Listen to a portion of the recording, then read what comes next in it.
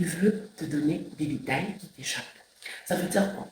Parfois, quand tu remarques, on t'a donné la prophétie, mais on n'a pas donné les exactitudes. Oh non, maintenant ça va se faire comment? Oh non, maintenant ça sera quand? Maintenant, quelle est la directive? Parfois, vous avez trop condamné les études. Il ne m'a pas donné la directive. Il ne m'a pas donné les directives, c'est un faux prophète. Non. Dieu, parfois, il ne permet pas qu'on te donne certains détails. J'ai compris après, mais j'ai compris quand même. Dieu, il va permettre qu'on puisse commettre aussi certains détails. Parce que ce sont des hommes. Et même Paul le dit, nous connaissons en partie, nous prophétisons en partie. Dieu ne leur dit pas tout de chez tout. Impossible.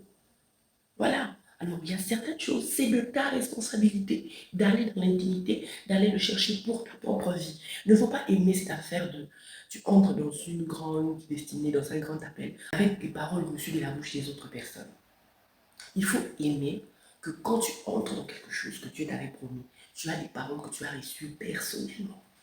Comme ça, à l'intérieur là-bas, quand ça va barder, tu ne vas pas mettre la faute ou incriminer un prophète, un homme de Dieu, une femme de Dieu ou qui que ce soit. Il faut aimer creuser dans l'intimité. Dieu t'a parlé, Dieu t'a dit quelque chose, va, prie encore, que Dieu te parle à toi-même. À toi-même là, il va te donner des détails qu'il n'a pas donné au prophète. Il va te donner des détails.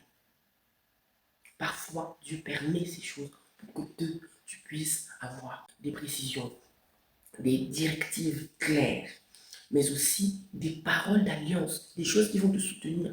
Une fois que tu vas rencontrer par exemple des combats, une fois que tu vas rencontrer par exemple des difficultés, tu sauras, le Seigneur t'aura dit, déjà bien avant, même de manière codée ou quoi que ce soit, mais il t'aura quand même dit ce que tu dois faire ou ce qui fera ta force.